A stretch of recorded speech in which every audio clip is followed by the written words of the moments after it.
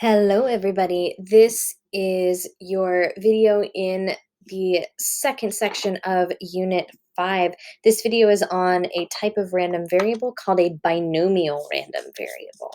This is a very, very common type of problem in both multiple choice and free response questions on the AP test. So let's go ahead and jump into it here.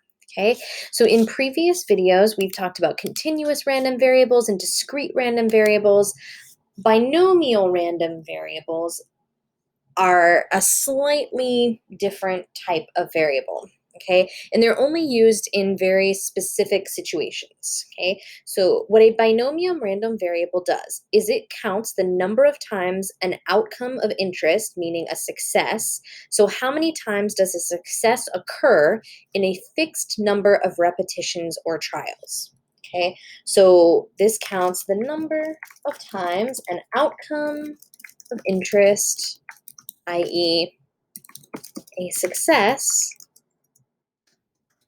occurs in a fixed number of repetitions, or you may hear it called trials. Okay, so a binomial random variable is that count of successes, okay, in what we call a binomial setting, okay? You know that you're dealing with a binomial setting if the problem satisfies these four conditions, okay? And you can remember them by just remembering the word binomial, okay? The four conditions are represented by the four syllables of the word binomial, bi-nom-e-al, okay? So here's what they all mean. Bi means two, meaning that the scenario should only have two outcomes, okay? Either a success or a failure.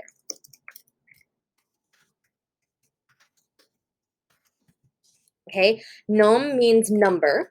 Okay, so there should be a fixed number of trials, right? Meaning you can't just flip a coin over and over and over again. It would have to say, in 10 coin flips, what's the probability of blah, blah, blah, blah, right? Fixed number of trials. I stands for independent. Okay, so the trials are independent. Okay, meaning the result of one trial shouldn't affect the outcome of any of the other trials. Okay, and then all is all trials have this are all the same probability. Okay, so all trials have the same probability. Okay, so the probability can't change from trial to trial to trial. Okay. So this binomial random variable has a couple of parameters. Okay, so if you're trying to calculate the probability of getting a certain value of x for a binomial random variable, there are a couple of parameters that you have to consider. Okay, what you're trying to find is the probability that you get exactly a certain number of successes out of a particular number of trials, okay? So usually you can think about this as, well, I would have a certain number of successes and a certain number of failures, very similar to the way that we would do tree diagrams, right? And you would go and multiply along your branches of the tree diagram, right? So those would be like number of successes, right? So you have successes and failures, right? But there may be multiple ways to arrange those successes and failures. So you have to multiply by the number of possible arrangements of those successes and failures, right? So let's say I have four people, right? 1, 2, 3, 4. Okay, and I want to know what's the probability that that two of those people, and I'm just pulling from like a random sample. So what's the probability that two of those people that I pull in order are women, right? Those women could both be first, and they could be the first two, they could be the last two, they could be the middle two, right? There's lots of different possible combinations. So even though we have these successes and failures, we also have to multiply by the number of arrangements. If you remember in your algebra classes, you did something called combinations, permutations and combinations. That's basically what we're doing here, okay? But the cool thing is you don't have to remember all of the formulas, okay? So on this page, there's a formula for the k number of successes, okay? And that's this up here, okay? The number of arrangements times all, all of that stuff, okay? So your binomial formula here is probability that x equals k. Really, I should capitalize x here. The probability that x equals k is the number of arrangements times, now I have to switch over to right, okay, so number of arrangements times the probability of success to the number of successes, okay, and then times 1 minus the probability of success to the n minus k, which is number of failures, okay? So here in this formula, right, P is the probability of successes, right, times the number of successes. This here is the probability of failure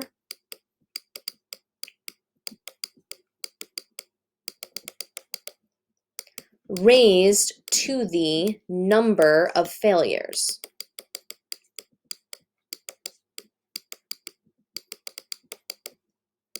Okay, and then the first one is probability of successes to the number of successes. Okay, so in all of these, n is always the number of trials. Okay, k is the number of successes, and p is the probability of success. Okay, now you may be asking yourself, okay, but how do I figure out the number of arrangements? Okay, that is when you have to use a combination. Okay, so it'll look like this, nk in these parentheses, which means n choose k.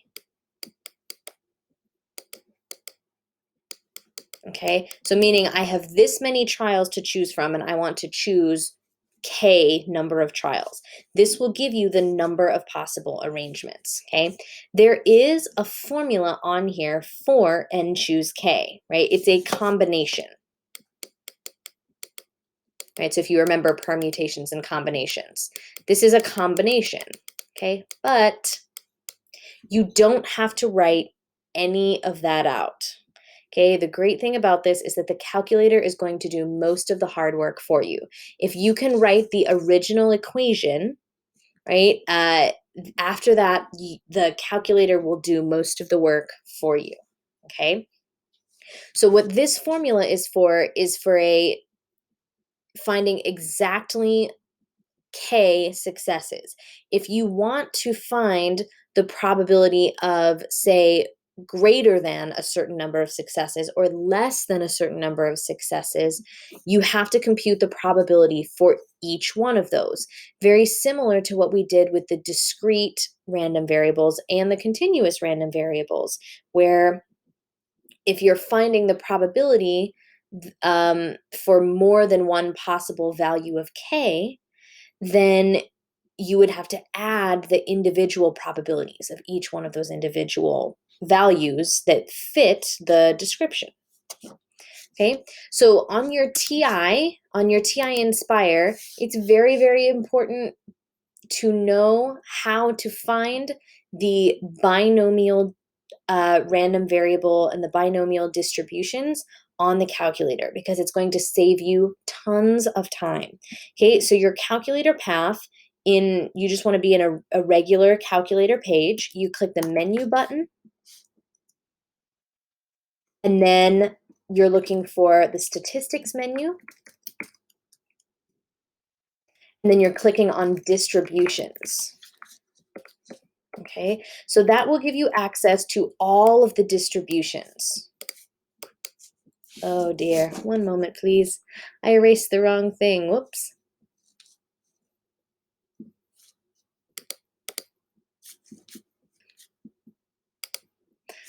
Oh dear, it's going to keep erasing it. My arrow was really bad, so there we go. Let's try.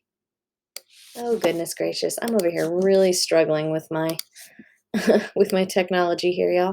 Okay, so once you get to the distributions menu, you will have two options that are binomial.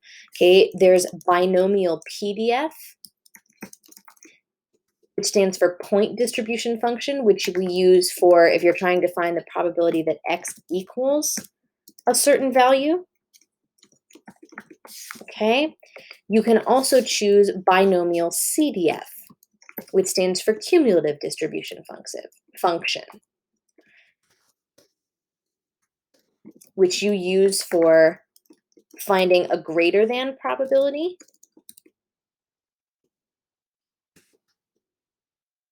or a less than probability. Okay, so here's an example for you. Okay, dice and cards and coin flips are very common examples for binomial distributions. Okay, so say I have a dice and I'm going to roll that dice 5 times. I want to know what's the probability that exactly 2 of those rolls are the number 5. Okay, so first I have to check my 4 conditions. Okay, so that's binomial. Okay, bi stands for 2. I need to have 2 options here, which I do, right? Success would be rolling a 5, which I'm calling F, and then failure would be rolling any other number, which I'm calling O. Okay, nom is fixed number of trials, and there are a fixed number of trials. There's only 5 trials. Okay, I stands for independent. Each roll of a fair dice is independent. One roll is not going to affect the other. Okay, and the probability of rolling a 5 in each trial is the same. It's 1 out of 6. Okay, for this example, I wrote out all the possible values or all the possible combinations that give you 2 rolls that yield the number 5, right? So those are listed on the screen here, okay? But the probability is the same each time, right? So remember, if we're taking our binomial formula, right? It's probability that x equals k, so x equals 2 in this case, which is n choose k, so 5 choose 2. Probability of success is 1/6, and I have 2 successes. Okay, and then the probability of failure is 5/6, and I have 3 of those failures. Okay, which you have worked out step by step down here at the bottom, right? So this, the 5 choose 2, is these 10 combinations, right? And then I have my 1/6 to the second power and the 5/6 to the third power. And when you work all that out, you get that that probability is 0.0161. Okay. So that is a very typical binomial binomial type of problem. Oh, and before I go on and talk about binomial properties, there's one thing that I forgot to mention about your calculator commands, okay? And it's about the bounds of your calculator commands. So if you are using binomial CDF, okay, you always want to use the k value, use k minus 1 as the upper bound. Okay, the reason for that is because it will count in the calculator, the way that it's coded, whatever number you put for k, it will count that value when it adds and figures out its probability. So if you want to find a less than probability, then you have to use 1 less than that for k, so that your bound that's given here isn't actually included in the calculation. Okay, so that's more for this one right here. All right. Okay, so let's talk about some binomial properties. Okay, just like discrete random variables, binomial random variables have a mean and a standard deviation. Okay, so the way that you calculate the mean of a binomial distribution, okay, which we're representing again with the kind of wonky looking U, okay, so it's U of, and then you put the variable down here in the subscript.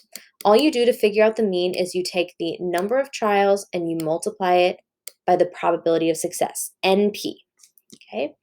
Standard deviation also has its own formula. It's the square root of NP times 1 minus P. Okay, so this is number of trials, probability of success, and then probability of failure. Okay, now here's the deal. You may be looking at all these formulas and being like, dang, Ms. E, I don't know if I'm going to be able to remember all those dang formulas. Good thing for you, you do not have to remember or memorize any of these formulas. They are all on the formula sheet for you that you are given when you take the actual test. Okay, now, before I have you guys try an example on your own here, I have to talk to you a little bit about the ideas about sampling with binomial distributions, okay? So if you think back to Unit 1 when we were talking about sampling, right, and actually like pulling people from the population or pulling items from a population to survey or sample, right? Most of the time we will do that without replacement, right? Almost all real world sampling is done without replacement, right? Because if you sample someone, you don't want to put them back in the population because then there's a chance that you would sample them again, which is not what you want. You don't want to repeat and get data from the same people more than once, okay? The problem with this is that when you sample without replacement, then your probabilities and your trials are no longer independent. If you think back to our tree diagram example with the allergies, right, and we were pulling people from the population, as we pulled more people, the denominator of the probability of the fraction changed, right, because we took some people out of the sample, right, that we had already used, okay? Which is a problem, right? Because in order to do these calculations, remember, independence of trials is one of the things that has to be true, okay? Now, here's another truth, though, about most sampling, okay? In most sampling, you are taking data from a huge population, okay? So what that means is that removing one person from, say, a population of like 1 million people is not going to change that probability very much, right? So we have a rule in statistics, okay, that you can use a binomial distribution and the independence clause or the independence rule won't be violated as long as the sample that you are taking is less than 10% of the entire population. Through lots of trial and error, statisticians figured out that as long as you don't hit that 10% of the population threshold, taking that many people out of a population and sampling them is not going to affect the probability, like the true probability in the population so much that it becomes substantial and it becomes a problem. Okay? So you're going to hear me call this the 10% condition a lot. Okay?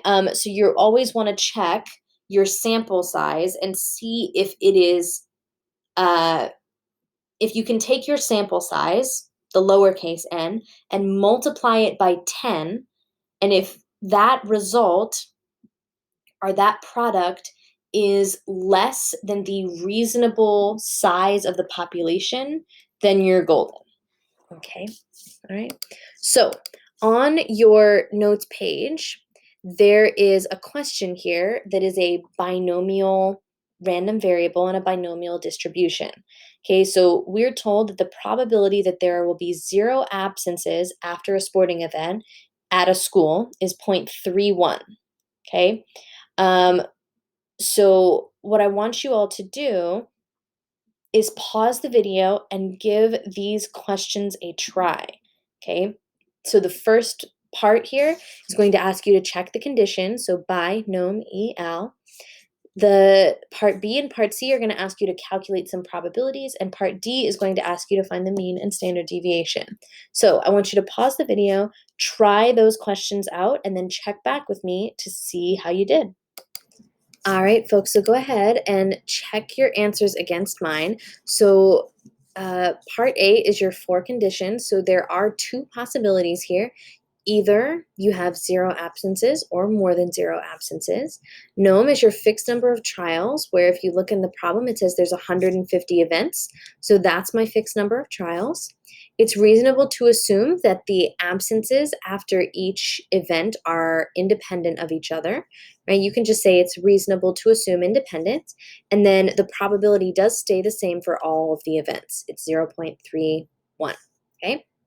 So part B says if there's 6 upcoming events, what's the probability that exactly 4 have 0 absences? So you can see it written out on both the left and right side of the screen. We're trying to find the probability that x equals 4. So we did 6 choose 4, probability of success to the number of successes, so 0.31 to the 4th, and then 0.69, which is 1 minus 0.31, to the 2nd power, because that's the probability of failure to the number of failures, and you get 0.066 as your probability, okay?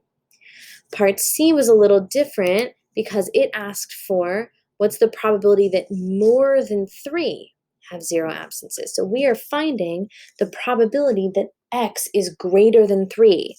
So there are a couple of numbers that would work for that, right? So that's it would be greater than 3 if x was equal to 4, 5, or 6. Okay, so that means you have to calculate the binomial probability for each one of these and then add them all together. Now here's the deal. On the actual AP test, if you show the setup of the first one and do plus and then do dot, dot, dot, and then show the last one, you don't have to write everything out because the calculator will do most of the work for you. Like I didn't calculate and get this answer by hand. I had a calculator do it for me. You just have to show on the AP test that you understand what they're talking about, right? So show them the setup so that they understand that you know what you're doing. Okay, so when I did this problem, I got 0.079, okay? And then the last question here is what's the mean standard deviation? So mean is NP, so 150 times 0.31. So the average number of events with 0 absences is 46.5 events, and the standard deviation is 5.66 events, okay? All right. So the last thing that I want to tell you about here is normal approximations of binomial distributions, okay? So the cool thing about these binomial distributions is as the sample size gets larger and larger and larger, the binomial curves all tend to look a lot more like normal curves, okay? So as n increases, the binomial distribution becomes approximately normal, okay? So we know as statisticians that we can use a normal approximation, meaning we can use all of the tools that we have for normal distributions, as long as the expected number of successes and the expected number of failures is greater than or equal to 10. Okay, you're going to hear me call that the large counts condition every once in a while. Okay, but really the key thing that you want to take away from this is in any problem, no matter what, if you see something that says approximated by a normal distribution, then that means you should use the normal distribution process. Okay, so in this question right here, it says these times can be approximated by a normal distribution. Okay, so whenever you see phrases like that, that means that you should use the normal distribution processes. So that's find your z-score, draw the diagram of the normal curve, mark your value, shade in the area, calculate the z-score, all of that fun stuff. Okay, so in this question, we're dealing with a mean of 5 and a standard deviation of 1.5. Okay, so I want you to pause the video and see if you can find the answer to part A and part B. Part A is a forwards normal distribution problem, and part B is a backwards normal distribution problem, right? So give those a try and check in with me after you've gotten your answers and see if you were correct. All right, folks, so check your answers against mine. Okay, so for the first question here, it says, what's the probability of randomly selecting a student who is less than 2 minutes late? So notice I drew my normal distribution with a mean of 5 and a standard deviation of 1.5, drew my x value and shaded in. Okay, so we're trying to find the probability that x is less than 2. Okay, I calculated my z-score and got -2. So I did 2 minus 5 divided by 1.5, right? So I'm finding probability that z is less than -2, right? And I got 0.0228, which you can get from either your calculator using normal CDF or by using the z table, okay?